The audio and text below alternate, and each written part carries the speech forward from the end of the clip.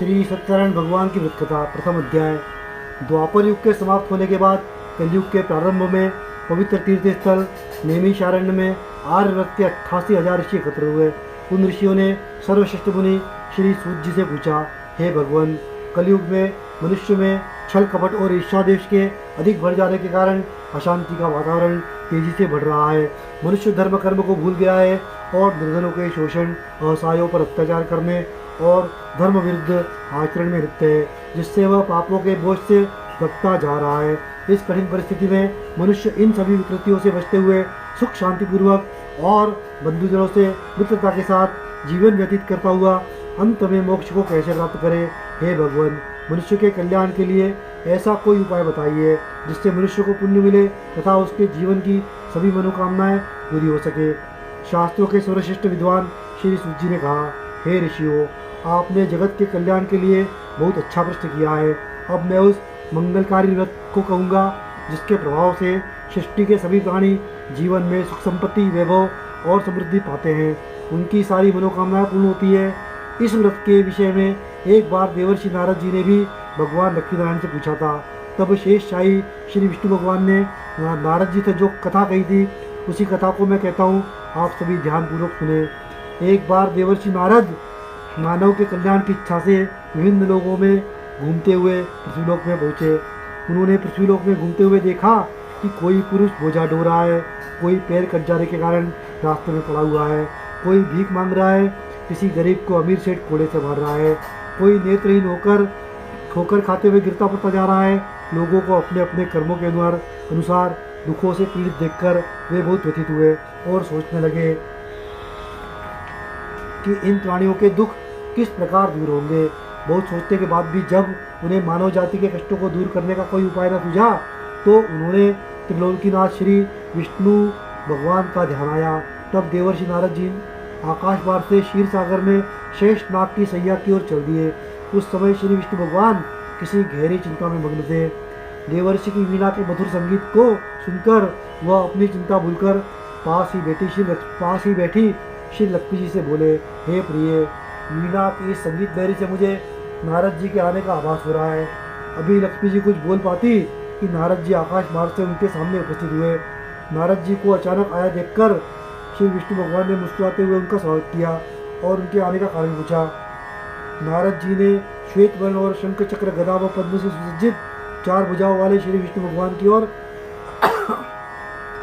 देखते हुए शांत स्वर में कहा, हे प्रभु, आप सर्वशक्तिमान हैं और सृष्टि का पालन करते हैं। मनुष्य का मन और वाणी भी आपके गुणों का वर्णन नहीं करते। आप सर्वश्रेष्ठ और सर्वोपरि है। आपका ना कोई आदि, ना मध्य और ना ही अंत है। आप सृष्टि के कण कण में विद्यमान है और अपने भक्तों के मनोरथ पूरे करने वाले। मैं आपको नमस्कार करता हूँ। देवर्षि नारद जी की बातें सुनकर श्री विष्णु भगवान मुस्कुराते हुए बोले, हे मुनिश्रेष्ठ, कृपया अपने आने का कारण निसंकोच होकर बताइए। विष्णु भगवान के इस प्रकार पूछने पर नारद जी ने कहा, हे प्रभु, पृथ्वीलोक पर जन्म देने वाले मानव अपने अपने कष्टों के अनुसार विभिन्न योनियों में रहकर अनेक प्रकार के दुखों से पीड़ित हो रहे हैं। हे तीनों लोकों के स्वामी, मुझ पर कृपा करते हुए कोई ऐसा उपाय बताइए जिससे उनका दुख दूर हो सके और वे सुख संपत्ति का भोग करते हुए मोक्ष प्राप्त करें। इस पर सभी प्राणियों के जीवन देने वाले श्री भगवान विष्णु बोले, हे नारद, अब मैं ऐसा बता रहा हूँ जिसे करने पर विश्व के सभी स्त्री पुरुषों के पापों में मुक्ति मिलेगी, निर्धनता दूर होगी और मनुष्य सुख संपत्ति के साथ आनंदपूर्वक जीवन यापन करेगा। इस व्रत को करने पर उसकी सारी मनोकामनाएं पूरी होंगी। सारी प्राणियों के कष्टों को नष्ट करने वाला व्रत है श्री सत्यनारायण भगवान का व्रत। श्री सत्यनारायण भगवान के व्रत का पूर्णिमा और संक्रांति के दिन विशेष महत्व है। वैसे किसी भी दिन स्वच्छ होकर सायंकाल में कोई भी मनुष्य श्री सत्यनारायण भगवान की पूजा करे और श्रद्धापूर्वक तथा चरणामृत ग्रहण करे तो परिवार से उसका कल्याण होगा, उसकी सारी मनोकामनाएं पूरी होंगी और उसके घर में धन धान्य की कोई कमी मिलेगी। कलयुग में मनुष्य के मोक्ष के लिए यही एक बात सरल उपाय है। बोलो सत्यनारायण भगवान की जय।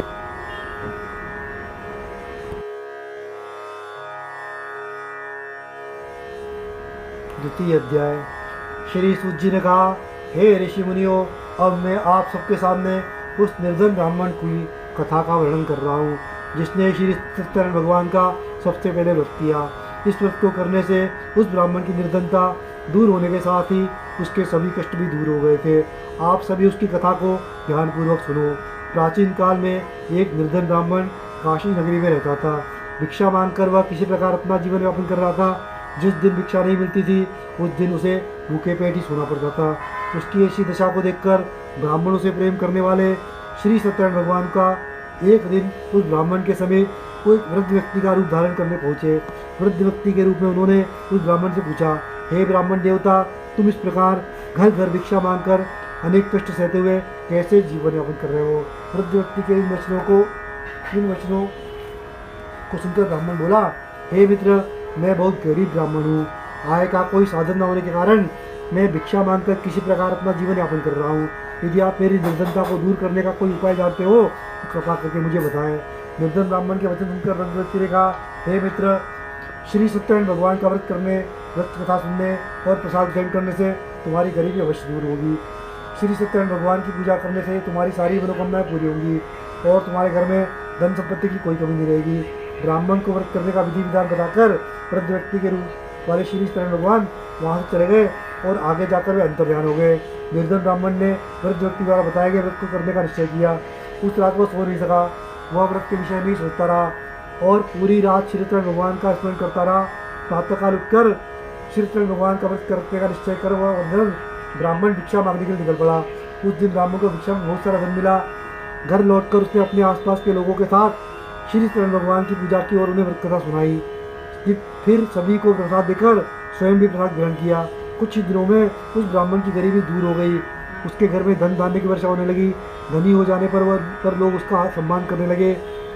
श्री सत्यनारायण भगवान की कृपा से निर्धनता दूर हो जाने पर ब्राह्मण हर माह श्री सत्यनारायण भगवान की का व्रत करने लगा। हे श्रेष्ठ मुनियों, श्री सत्यनारायण भगवान का व्रत और पूजा करने से उस निर्धन ब्राह्मण के सभी कष्ट दूर हो गए। उस ब्राह्मण से श्री सत्यनारायण भगवान की व्रत कथा सुनकर अन्य व्यक्ति भी उसका व्रत करते हुए पूजा करने लगे। अब मैं आपको उन व्यक्ति की कथा सुनाता हूँ जिनके कष्ट व्रत करने से दूर हुए। धन संपदा से संपन्न उस भगवान ने हर माह नियमित रूप से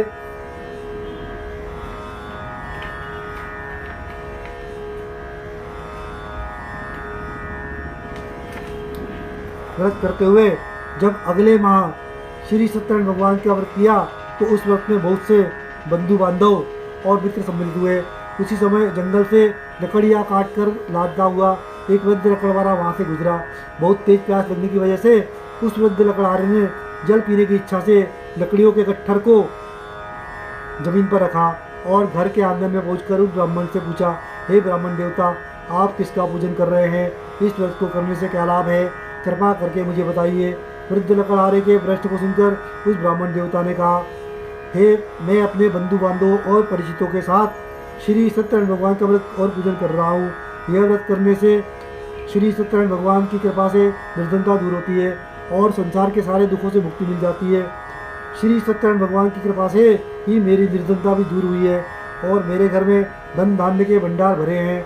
ब्राह्मण से ही श्री सत्यनारायण भगवान के व्रत के विषय में जानकर वृद्ध लकड़हारा प्रसन्न हुआ और भगवान का प्रसाद देकर चला गया। उसने भी श्री सत्यनारायण भगवान का व्रत करने का निश्चय कर लिया। चलते हुए लकड़हारे ने सोचा कि आज इन लकड़ियों को बेचने पर जो धन मिलेगा उस धन से मैं श्री सत्यनारायण भगवान की पूजा करूंगा। ऐसा विचार करने के कारण उस दिन लकड़हारे को लकड़ियों से पहले से अधिक रुपए मिले। उस वृद्ध लकड़हारे ने उन रुपयों से केले की फली, घी, दूध, दही, गेहूँ का आटा और शक्कर आदि सामग्री खरीदी। घर लौटकर लकड़हारे ने श्री सत्यनारायण भगवान का पूजन किया। उस पूजा में उसके परिवार के सदस्य व आसपास के लोग भी सम्मिलित हुए। श्री सत्यनारायण भगवान की पूजा करने से और व्रत कथा सुनने के उपरांत उस लकड़हारे ने प्रसाद बांटकर स्वयं भी प्रसाद ग्रहण किया। श्री सत्यनारायण भगवान की कृपा से लकड़हारे के घर में धन धान्य की वर्षा होने लगी। उसकी निर्धनता समाप्त हो गई। श्री सत्यनारायण भगवान की पूजा करते हुए लकड़हारा आनंदपूर्वक जीवन व्यतीत करता हुआ अंत में मोक्ष पाकर वैकुंठ धाम चला गया। इति ऋतुवाय सत्यनारायण भगवान की जय।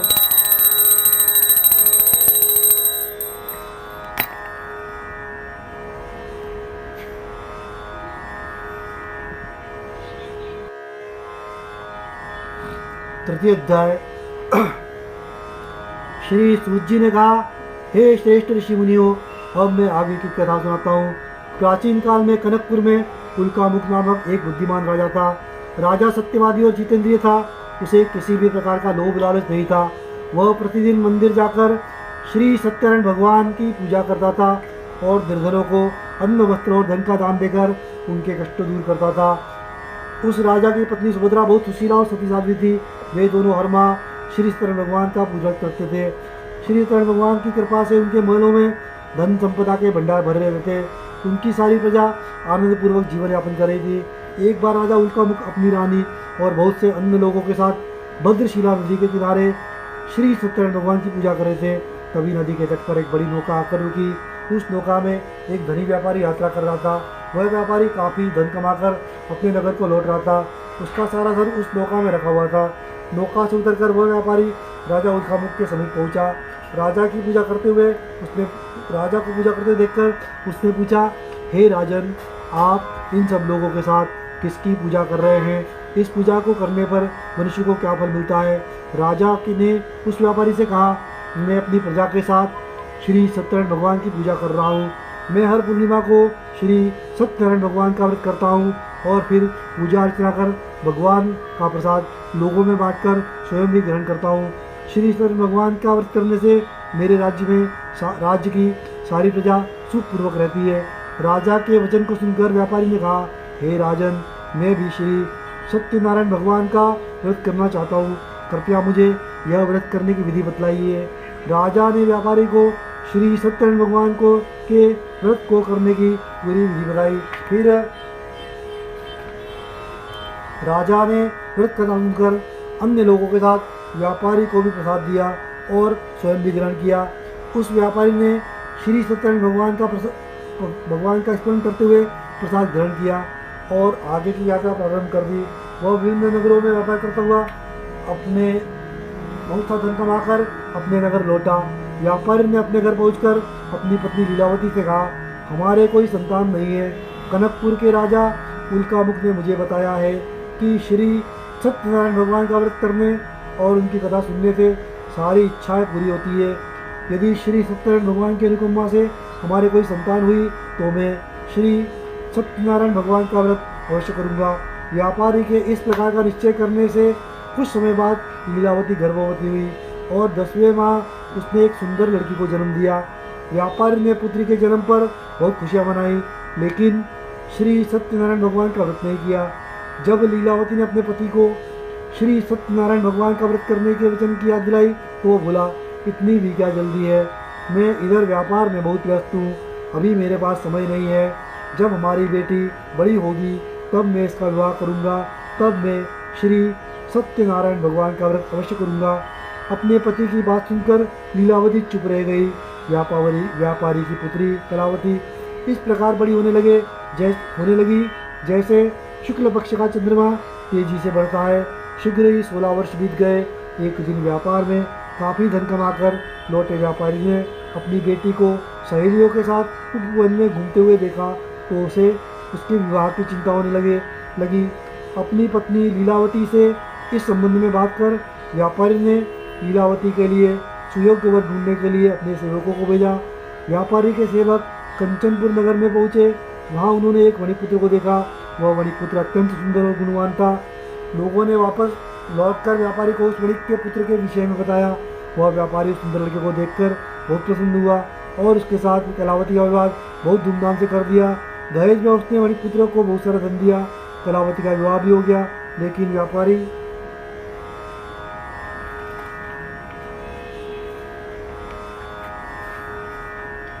ने श्री सत्यनारायण भगवान का व्रत नहीं किया।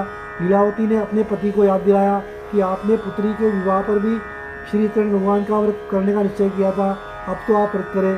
पत्नी की बात सुनकर व्यापारी ने कहा, लीलावती, अभी तो मैं अपने दामाद के साथ व्यापार करने जा रहा हूँ। व्यापार से लौटकर श्री सत्यनारायण भगवान का व्रत और पूजन जरूर करूँगा। यह कहकर व्यापारी अपनी कई नौकाओं में सामान भरकर अपने दामाद और सेवकों के साथ व्यापार के लिए चला गया। उस व्यापारी के बार बार व्रत का निश्चय करने और फिर व्रत न करने से श्री सत्यनारायण भगवान क्रोधित हो गए और उन्होंने उसे दंड देने का निश्चय किया। व्यापारी अपने दामाद के साथ रत्नसारपुर नामक नगर में पहुंचकर व्यापार करने लगा। श्री सत्यनारायण भगवान की माया से कुछ चोर वहाँ के राजा के महल में चोरी करके भाग रहे थे। राजा के सैनिकों ने उन चोरों का पीछा कर पीछा कर रहे थे। भागते हुए चोरों ने सैनिकों से बचने के लिए चोरी का माल अवसर पाकर व्यापारी की नाव में छिपा दिया। चोर खाली हाथ आसानी से भाग गए। चोरों का पीछा करते हुए सैनिक व्यापारी की नावों के पास पहुंचे। व्यापारी की नावों की तलाशी लेने पर उन्हें राजा का चोरी का गया धन मिल गया। तब सैनिकों ने उस व्यापारी और उसके दामाद को बांधकर राजा चंद्रकेतु के पास ले गए। राजा चंद्रकेतु ने उन दोनों को कारावास में डाल दिया और उनका सारा धन जब्त कर लिया। श्री सत्यनारायण भगवान के प्रकोप से उधर लीलावती कई मुसीबतों में गिर गई। चोर उसके घर का सारा धन लूट चुरा कर ले गए। घर में खाने के लिए भी अन्न नहीं बचा। भूख प्यास से व्याकुल व्यापारी की बेटी कलावती अन्न की चिंता में ब्राह्मण के घर गई। वहाँ श्री सत्यनारायण भगवान की कथा होती। कलावती ने भी वहाँ बैठकर कथा सुनी और प्रसाद लिया। फिर अपने घर लौटकर कलावती ने अपनी माँ लीलावती को सारी बात बताई। कलावती ने श्री सत्यनारायण भगवान के इस व्रत की बात सुनकर लीलावती ने श्री सत्यनारायण भगवान का व्रत करने का निश्चय किया। अगले दिन लीलावती ने अपने परिवार और आसपास के लोगों के साथ श्री सत्यनारायण भगवान का पूजन किया और सबको प्रसाद बांटकर स्वयं भी प्रसाद ग्रहण किया। लीलावती ने अपने पति और दामाद के शीघ्र घर लौट आने का भी कामना से श्री सत्यनारायण भगवान का व्रत किया था। लीलावती के विधि पूर्वक करने से और प्रसाद ग्रहण करने से श्री सत्यनारायण भगवान प्रसन्न हो गए और उन्होंने उसकी मनोकामना पूरी की। उन्होंने राजा चंद्रकेतु को स्वप्न में दर्शन देकर कहा, हे राजन, वह व्यापारी और उसका दामाद बिल्कुल निर्दोष है। सुबह ही उन दोनों को छोड़ दो और उनका सारा धन भी लौटा दो, अन्यथा तुम्हारा सारा धन, वैभव, राज्य आदि नष्ट कर दूंगा। इतना कहकर श्री सत्यनारायण भगवान अंतर्ध्यान हो गए। प्रातः होते ही राजा चंद्रकेतु ने अपने मंत्रियों और राज्य ज्योतिषों को रात के स्वप्न के बारे में बताया तो सभी ने व्यापारी और उसके दामाद को छोड़ देने के लिए कहा। राजा चंद्रकेतु ने तुरंत उन दोनों को छोड़ दिया। उनका सारा धन भी लौटा दिया। इस प्रकार श्री सत्यनारायण भगवान की कृपा से वे दोनों खुशी खुशी अपने नगर की ओर चल दिए। इति तृतीयोध्याय। सत्यनारायण भगवान की जय।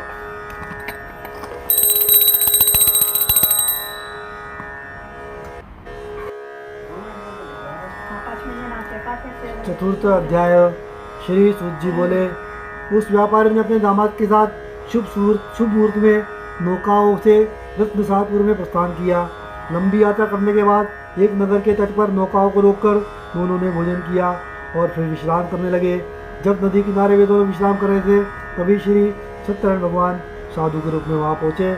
उन्होंने व्यापारी के सम्मुख पहुँचकर पूछा, हे वणिक, तेरी नौकाओं में क्या सामान है? मनी मन यह सोचकर कि दंडी साधु अवश्य कुछ मांगने की इच्छा से सामान के विषय में पूछ रहा है, व्यापारी ने झूठ बोल दिया। हे दंडी स्वामी, मेरी नौकाओं में तो बेल और पत्र भरे हुए हैं। व्यापारी के झूठे वचन सुनकर श्री सत्यनारायण भगवान ने कहा, हे वैश्य, तुम्हारा वचन सत्य होगा। इतना कहकर दंडी वेशधारी श्री सत्यनारायण भगवान वहाँ से चले गए। इधर वह व्यापारी दंडी साधु को वहाँ से खाली हाथ लौटाकर बहुत खुश हुआ, लेकिन अगले ही क्षण, अगले ही पल उसकी सारी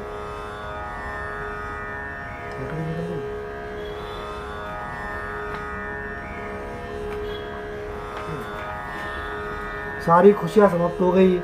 व्यापारी ने जब अपनी नौकाओं से बेल और पत्र भरे हुए देखे तो विलाप करने लगा। रोते रोते व्यापारी मूर्छित होकर गिर पड़ा। तब कुछ देर बाद जब उसकी मूर्छा दूर हुई तो वह पुनः विलाप करने लगा। तब उसके दामाद ने कहा, आप दुखी मत होइए, यह सब उस दंडी साधु के श्राप की वजह से हुआ है, अतः हमें उनकी शरण में ही जाना चाहिए। वही साधु हमें इस पर छुटकारा दिलाएंगे। दामाद के वचन सुनकर वह व्यापारी दंडी साधु को खोजने चल दिया। थोड़ी देर ढूंढने के बाद उन्हें एक वृक्ष के नीचे दंडी साधु के रूप में सत्यनारायण भगवान के फिर मिल गए। व्यापारी ने दंडी साधु के चरणों को गिरकर झूठ बोलने के लिए क्षमा मांगी। दंडी रूपधारी श्री सत्यनारायण भगवान ने कहा, हे वणिक, तेरे बार बार झूठ बोलने की वजह से मैंने तुझे दंड दिया है। तूने बार बार श्री सत्यनारायण भगवान की अर्थात मेरी पूजा करने का प्रण किया, लेकिन पूजा नहीं की। तब व्यापारी ने हाथ जोड़कर कहा, हे भगवान, आप तो दीन दुखियों के कष्ट दूर करने वाले हैं, सबकी मनोकामना पूरी करने वाले हैं, मेरी इस गलती को क्षमा करें। आपके रूप का तो ब्रह्मा आदि भी नहीं जान पाते, फिर भला मैं ज्ञानी कैसे आपकी लीला समझ सकता हूँ। अब मैं सदैव श्री सत्यनारायण भगवान का व्रत और पूजन किया करूँगा, आप उस पर कृपा करें। व्यापारी की क्षमा सुनकर दंडी साधु रूप भगवान ने उसे क्षमा कर दिया। तभी व्यापारी की नौकाओं से भरे हुए बेल और पत्ते पुनः धनदान में परिवर्तित हो गए। व्यापारी ने अपने दामाद और सेवकों के साथ अगले दिन श्री सत्यनारायण भगवान का व्रत और पूजन किया। सबको प्रसाद बांटकर स्वयं श्री प्रसाद ग्रहण किया और व्यापारी ने भी अपने नगर में प्रस्थान किया। अपने नगर में पहुंचकर व्यापारी के एक सेवक ने अपने घर पूछा भेजा। सेवक ने उसके घर पहुंचकर लीलावती को व्यापारी के पूछी सुना दी। लीलावती और कलावती दोनों श्री सत्यनारायण भगवान की पूजा करी थी। पति और दामाद की रोने खोलकर लीलावती ने पूजा पूरी करके प्रसाद ग्रहण करके अपनी बेटी का हाथ कहा, बेटी मैं नदी किनारे अपने पति के दर्शन करने जा रही हूँ, तू घर का काम पूरा करके आ जाना। यह कहकर लीलावती नदी की ओर चल गई। पति से मिलने की खुशी में कलावती प्रसाद ग्रहण किए बिना ही घर से निकलकर नदी किनारे पहुँच गई। उसके प्रसाद ग्रहण न करने पर श्री सत्यनारायण भगवान क्रोधित हो गए। उन्होंने व्यापारी की नौका को उसके दामाद सहित नदी में डुबो दिया। अपने पति को वहाँ ना पाकर कलावती जोर जोर से रोने लगी। तब व्यापारी ने कहा, पुत्री अवश्य ही तुझसे कोई भूल हुई है जिससे श्री सत्यनारायण भगवान ने तुझे दंड दिया है। तब व्यापारी ने श्री सत्यनारायण भगवान की से प्रार्थना की, हे भगवान मेरे परिवार के किसी सदस्य से कोई भूल हुई हो तो उसे क्षमा कर देना। तभी उसी समय बादलों के गरजने की आवाज़ से आकाशवाणी हुई, हे मालिक तेरी पुत्री मेरा प्रसाद ग्रहण की चली आई है, उसकी भूल के कारण ही हमारी नावों के साथ साथ तुम्हारा दामाद नदी में डूब गया है। यदि अभी घर पहुंचकर तेरी पुत्री प्रसाद ग्रहण करके वापस आए तो उसे पति के दर्शन होंगे और डूबी हुई नौकाएं भी जल के ऊपर आ पाएंगी। कलावती ने ऐसा ही किया। उसके प्रसाद ग्रहण करके वापस लौटते ही नौकाएं जल के ऊपर आ गई। व्यापारी का दामाद भी सुरक्षित नदी के बाहर आ गया। श्री सत्यनारायण भगवान की कृपा से व्यापारी की खुशियाँ फिर से लौट आ गई। फिर लौटकर व्यापारी ने अपने परिवार और बंधु बांधवों के साथ श्री सत्यनारायण भगवान की पूजा की और सबको प्रसाद बांटकर स्वयं प्रसाद ग्रहण किया। श्री सत्यनारायण भगवान का विधिवत पूजन करने से उस व्यापारी का घर धन से भरपूर हो गया। उसकी सारी मनोकामनाएं पूरी हो गई और वह सुखपूर्वक जीवन यापन करता हुआ अंत में वैकुंठ धाम को चला गया। इति चतुर्थोपन्यास मूर्तम। सूत जी बोले, हे ऋषि मुनियों, मैं एक अन्य कथा भी सुनाता हूँ। आप सभी चिंता मुक्त होकर यह कथा सुनो और जीवन में इस कथा का आचरण करो। कौशलपुर में तुंगध्वज नाम का एक राजा था। उसके नगर की प्रजा उसकी छत्र छाया में सुखपूर्वक रह रही थी। वह राजा अपनी प्रजा के सुख दुख का बहुत ध्यान रखता था, लेकिन एक बार उसने भी श्री सत्यनारायण भगवान का प्रसाद ग्रहण नहीं किया। तब सभी को चिंता मुक्त करके धन संपत्ति से भंडारों को भरकर प्राणियों को जीवन के सारे सुख देने वाले श्री भगवान सत्यनारायण भगवान ने राजा को प्रसाद ग्रहण न करने का दंड दिया। एक दिन राजा तुंगध्वज जंगलों में हिंसक जानवरों का शिकार करने के लिए गया था। शिकार के पीछे तेजी से घोड़ा दौड़ाते हुए वह अपने सैनिकों से अलग हो गया। राजा ने कई हिंसक जानवरों का शिकार किया। शिकार की दौड़ धूप से वह बहुत अधिक थक गया था। कुछ देर विश्राम करने के लिए वह एक बड़े वृक्ष के नीचे जाकर बैठ गया। समीप ही कुछ ग्वाले श्री सत्यनारायण भगवान की पूजा कर रहे थे। राजा तुंगध्वज उनके पास से गुजरा, लेकिन उसने श्री सत्यनारायण भगवान को नमस्कार नहीं किया और जाकर वृक्ष के नीचे बैठ गया। ग्वालों ने पूजा करके राजा को प्रसाद दिया तो राजा ने उनको छोटे लोग समझकर प्रसाद ग्रहण नहीं किया और घोड़े पर सवार होकर अपने नगर की ओर चल दिया। नगर में पहुंचकर राजा को अनेक प्रकार के अपशकुन दिखाई देने लगे। महल के पास पहुंचते ही राजा बुरी तरह चौंक गया। महल में आग लग गई थी। जल्द ही पूरा महल जलकर राख हो गया। साथ ही उसकी पत्नी पुत्री सब जल गए थे। राजकोष भी जलकर नष्ट हो गया। श्री सत्यनारायण भगवान के प्रकोप से राजा का सब कुछ नष्ट हो गया। तब राजज्योतिषी ने राजा से कहा, महाराज आपसे अवश्य ही कोई भूल हुई है। अगर आप उस भूल का प्रायश्चित कर लेंगे तो सब कुछ पहले की तरह हो जाएगा। राजा को तुरंत अपनी भूल का ध्यान आ गया। फिर मंदिर जाकर राजा ने श्री सत्यनारायण भगवान से क्षमा मांगी और उनकी पूजा की। पूजा के बाद प्रसाद ग्रहण करने पर श्री सत्यनारायण भगवान की कृपा से राजा का महल पहले की तरह प्रकट हो गया। महल में रानी, पुत्र पुत्री आदि भी सकुशल मिल गए। फिर राजा दीर्घ काल तक श्री सत्यनारायण भगवान का पूजन करता रहा। उनकी पूजा करने, प्रसाद ग्रहण करने से राजकोष भरता रहा। राजा ने भी प्रजा के सुखों के लिए उस धन का खूब उपयोग किया, लेकिन श्री सत्यनारायण भगवान की अनुकंपा से राजकोष कम नहीं हुआ। जीवन के सभी सुखों को भोगकर अंत में राजा तुंगध्वज वैकुंठ धाम गया और मोक्ष प्राप्त किया। इस प्रकार जो भी व्यक्ति श्री सत्यनारायण भगवान का व्रत और पूजन करता है उसके सारे दुख और चिंताएं दूर हो जाते हैं। उसके घर में धन धान्य के भंडार भरे रहते हैं। पूरा परिवार आनंदपूर्वक रहता है। श्री सत्यनारायण भगवान की कृपा से सारी पत्तियाँ दूर होती है। निसंतानों को संतान मिलती है और सारी मनोकामनाएं पूरी होती है। अंत में मनुष्य मोक्ष प्राप्त कर सीधे वैकुंठ धाम जाता है। और सूत जी ने कुछ क्षण रुक कर कहा, हे श्रेष्ठ मुनियों, पूर्व जन्म के जिन लोगों ने श्री सत्यनारायण भगवान का व्रत किया उन्हें अगले जन्म में भी सभी तरह के सुख मिले। वृद्ध शतानंद ब्राह्मणों से पूर्व जन्म में श्री सत्यनारायण भगवान का विधिवत किया था तो अगले जन्म में उसने सुदामा के रूप में श्री भगवान की पूजा करते हुए अंत में मोक्ष प्राप्त किया और वैकुंठ धाम चला गया। उनका मुख रामक राजा अगले जन्म में राजा दशरथ के रूप में उत्पन्न हुए और मोक्ष में वैकुंठ गए। व्यापारी ने मोरध्वज के रूप में अगला जन्म लिया और अपने पुत्रों को भगवान की अनुकंपा से मोक्ष पाकर वैकुंठ धाम में गया। राजा तुंगध्वज ने मनु के रूप में अगला जन्म लेकर भगवान की पाठ करते हुए लोकप्रिय होकर सत्कर्म करते हुए मोक्ष प्राप्त किया और वैकुंठ धाम चले गए। हे ऋषि मुनियों, श्री सत्यनारायण भगवान का व्रत और पूजन मनुष्य को सभी चिंताओं से दूर करके धन धान्य से भंडार भरकर अंत में जन्म जन्मांतर के चक्रव्यूह से मुक्ति दिलाकर मोक्ष प्रदान करता है। इति पंचमो अध्याय समाप्त। बोलो शरण भगवान की जय।